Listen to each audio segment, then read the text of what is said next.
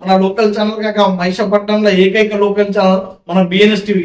మీ అందరికి తెలుసు. అయితే కాక ముచ్చట ఏంటంటే ఇక్కడ చూస్తున్నారు కదా, అపాయము అంటే డేంజర్. అంటే మీ అందరికి తెలుసు ఇక డేంజర్ అనేసరికి ఆడ ఏదో ఒకటి ఉన్నది అని, దయ్యాలు గియ్యాలు ఏం లేవు. కానీ కొంతమంది దయ్యాలు దీన్ని తీయకుండా అట్లని పెడుతున్నారు అన్నమాట. అగో దయ్యాలు అంటున్నాడు మనోడు, ఏదో అంటున్నాడు, ఏం సంగతి అనుకుంటున్నారా చెప్తా ఒక నిమిషం కాక.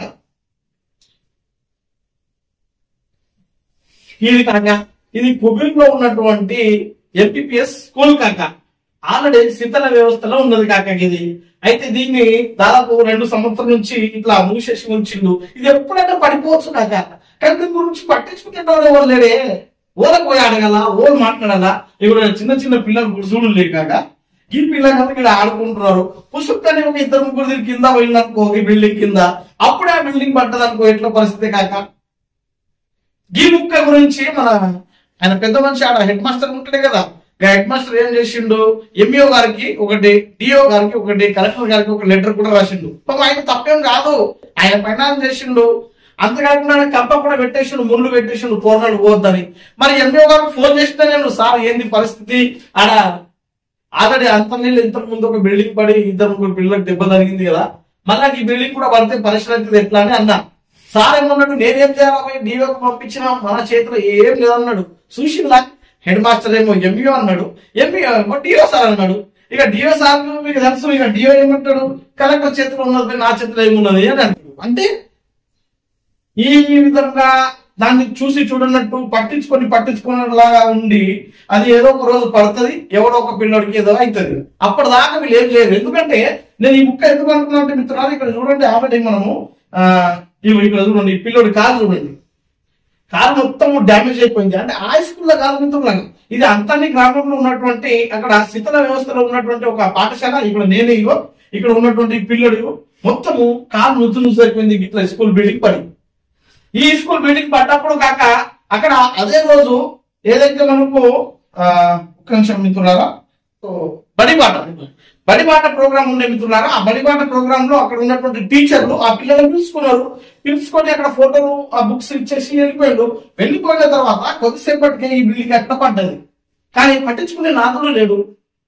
పని మొత్తం ఆ పిల్లడి కారు మొత్తం నుజ్జు అయిపోయింది. ఆ నుజ్జు కారు అయిపోయిన తర్వాత ఈ బిల్డింగ్ ఇట్లా పడ్డది. ఇక్కడ మొత్తం గీడ పిల్లలు ఉండే, ఈ పిల్లలు ఒక 2-3 పిల్లలు వెంబడి పారిపోయిండు. అక్కడ ఉన్నటువంటి 2-3 పిల్లలకు దెబ్బ జరిగింది. ఇక చూడండి, ఈ 2 పిల్లలకు దెబ్బ జరిగింది. ఈ పిల్లడేమో ఇట్లా కాలు మొత్తం డ్యామేజ్ అయిపోయింది. గందుకు చెప్తున్నా, మీకు దండం పెట్టి చెప్తున్నా అయ్యా, మీరు ఏమో ఒక 20 స్కూళ్ళు ఇట్లా ఉన్నాయి నియోజకవర్గంలో, R&B వాళ్ళకి ఇచ్చేసినాం మేము, R&B వాళ్ళు చూస్తారు, కలెక్టర్ గారు ఆర్డర్ ఇవ్వాలా, ఎంఆర్ఓ గారు రాసియాలని అంటున్నారు.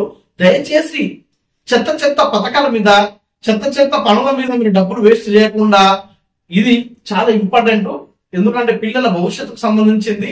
వెంబడే పిల్లల కోసం మీరు దయచేసి ఆ బడ్జెట్ ను ఎంతో చిన్న మొత్తం ఉంటది, ఆ బడ్జెట్ ను వెంబడే రిలీజ్ చేపించి కలెక్టర్ గారి ఆధ్వర్యంలో, ఎంఆర్ఓ గారి నాయకత్వంలో, మన ఏదైతే డిఐ గారు ఉంటారో, మన ఈ డివిజన్ ఇంజనీర్ గారు, అదే డిప్యూటీ ఇంజనీర్ గారు వెంబడే ఈ స్కూల్స్ ఎన్ని అయితే ఉన్నాయో నియోజకవర్గంలో వాటన్నిటికీ కొలాప్స్ చేసేసి అక్కడ వెంబడే పడగొట్టాలని కోరుతున్నాం. ఎందుకంటే అక్కడ చదువుకునే పిల్లలందరూ ఎవరు కూడా పెద్ద పిల్లలు ఉండరు, బీద పిల్లలు ఉంటారు. ఇట్లా చూడండి, చిన్న లాగులు, మసిపోయిన బట్టలతోటి, ఇట్లా చినిగిపోయిన అంగిలతోటి ఇట్లా స్కూల్కి వెళ్ళి పిల్లలు ఉంటారు, గరీబ్ పిల్లలు.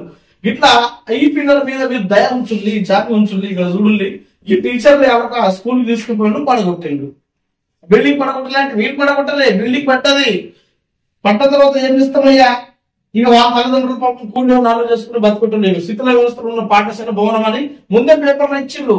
ఇవన్నీ రుజువులు 5 తరగతులకు ఒకటే గది, ఇదంతా అప్పుడే ఇవన్నీ పేపర్లు వచ్చినాయి.